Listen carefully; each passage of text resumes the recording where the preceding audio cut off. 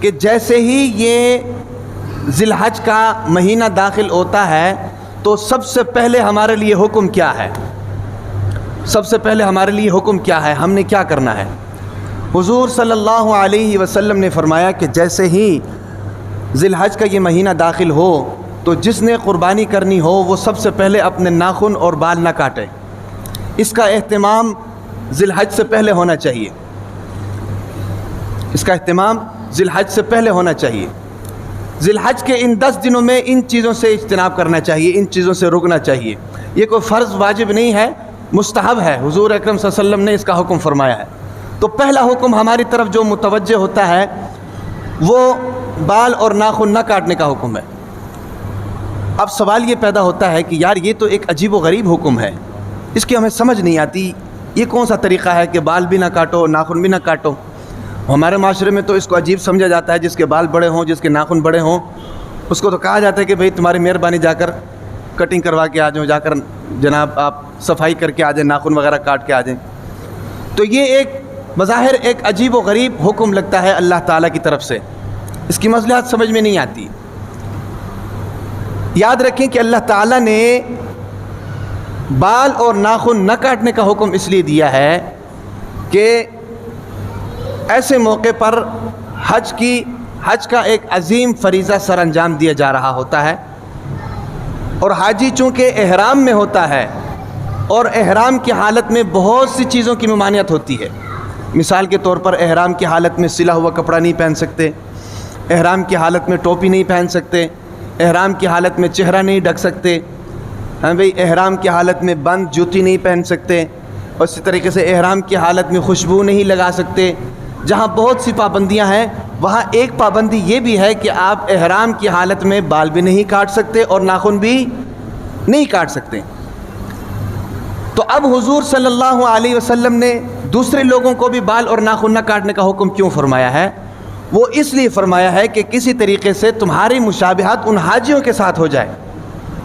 ظاہر بات ہے کہ وہ حدود حرم کے اندر ہیں بھئی، اللہ تعالیٰ کے ایک عظیم عبادت سے لطف اندوز ہو رہے ہیں، اس کو انجوائے کر رہے ہیں، اللہ تعالیٰ کے سامنے کبھی رکوع میں ہیں، کبھی قیام میں ہیں، کبھی سجدے میں ہے، کبھی آہوزاری میں ہے، بھی کبھی طواف کا چکر لگ رہا ہے، کبھی صفا اور مروہ کے درمیان سعی ہو رہی ہے، کبھی مینا کا پڑاؤ ہے، مزدلفہ کے اندر جانا ہے، وقوف عرفہ ہے، ہر طرف لبیک اللہم لبیک کی صدائیں گونج رہی ہیں۔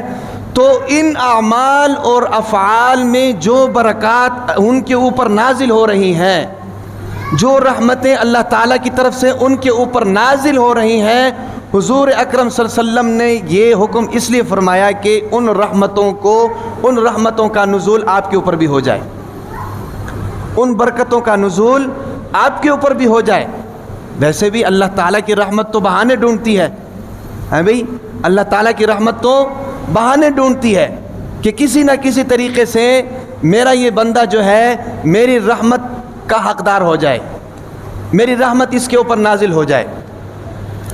سمجھ آ رہی کہ نہیں؟ ایک بندہ ہے، اس کے پاس اتنے پیسے نہیں ہیں کہ وہ حج کر سکے، اس کے پاس اتنے پیسے نہیں ہیں کہ وہ حج کر سکے، لیکن کم از کم وہ حاجیوں کے ساتھ مشابہت تو اختیار کر سکتا ہے بھئی۔ اب یہ تو نہیں نا کہ اللہ تعالیٰ نے مال و دولت نہیں دیا، ہم حج نہیں کر سکتے تو اللہ تعالیٰ رحمت سے بھی محروم کر دے، ایسا تو نہیں ہوگا نا جی۔ اللہ تعالیٰ تو یہی چاہتے ہیں کہ میرا ہر بندہ میری رحمت سے لطف اندوز ہو جائے، میری برکت سے لطف اندوز ہو جائے۔ تو اس لیے حضور صلی اللہ علیہ وسلم نے اس کا حکم دیا ہے کہ چلو تم حج کرنے نہیں جا سکتے ہو، تمہارے پاس پیسے اتنے نہیں ہیں، تم قربانی کر رہے ہو، تو چلو اگر حج کرنے نہیں جا سکتے ہو تو ان حاجیوں کے ساتھ تھوڑی بہت مشابہت اختیار کر لو، جو رحمتیں ان پر نازل ہو رہی ہیں اللہ تعالیٰ اس کا ایک حصہ تمہیں بھی عطا کر دیں گے، بھئی جو برکتیں ان کے اوپر نازل ہو رہی ہیں اللہ تعالیٰ ان برکتوں کو تمہارے اوپر بھی نازل کر دیں گے۔ جو رحمت کی بارش ان کے اوپر برس رہی ہے، کوئی بادل کا ایک ٹکڑا تمہاری طرف بھی آ جائے گا، تم بھی اس سے لطف اندوز ہو سکتے ہو۔ قیامت کے دن تمہارے نام اعمال میں بھی لکھا جا سکتا ہے حج تو نہیں کیا ہے لیکن حاجیوں کے ساتھ مشابہت اختیار کی ہے۔ سمجھ آ رہی کہ نہیں؟ اور اللہ کے نبی کی حدیث ہے من تشبہ بقوم فہو منہم، جو جس کے ساتھ مشابہت اختیار کرتا ہے اس کے ساتھ شمار ہے.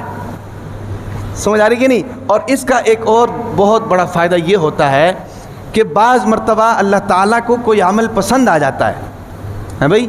بعض مرتبہ اللہ تعالیٰ کو کوئی عمل پسند آ جاتا ہے تو اس عمل کے پسند آنے کی وجہ سے اللہ تعالیٰ اس کو بھی قبولیت دے دیتے ہیں.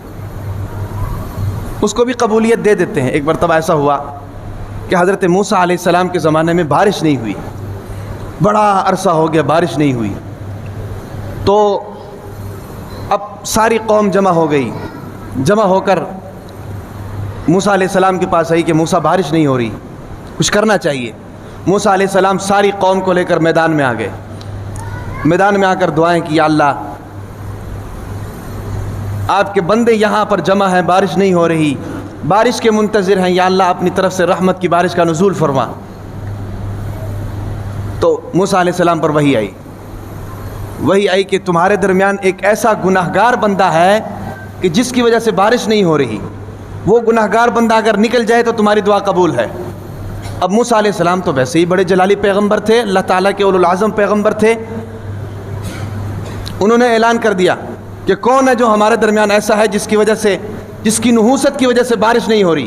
اب جو بندہ بیچ میں تھا اس کو تو پتہ چل گیا, اس کو تو پتہ چل گیا کہ یہ میری بات ہو رہی ہے. اب دعا مانگ رہے ہیں. اس بندے کو جب پتہ چلا نا کہ میرے بارے میں اللہ کا حکم آیا تو اس نے فوراً دعا کرنی شروع کر دی.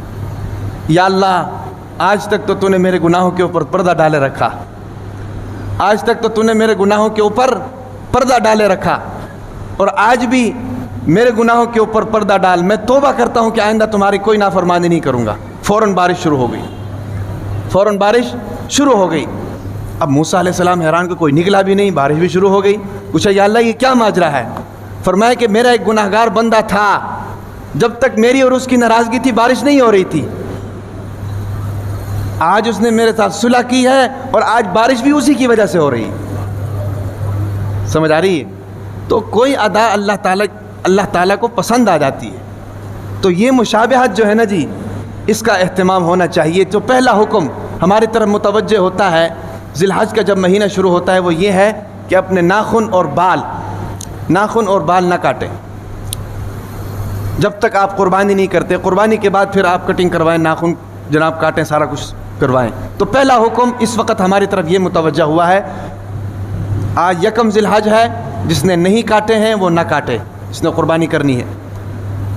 جس نے بال نہیں کاٹے ہیں وہ نہ کاٹے, جس نے داڑھی کو ہاتھ نہیں لگایا ہے وہ نہ لگائے, اور اللہ کرے کہ وہ ساری زندگی ہاتھ نہ لگائے. اور اللہ کرے کہ وہ ساری زندگی ہاتھ نہ لگائے. ہاتھ نہ لگائے کا مطلب یہ نہیں کہ اس کو چھوڑ ہی دے بالکل, مطلب یہ کہ اس کو مینٹین کر کے رکھے. ٹھیک ہے کہ نہیں بھائی؟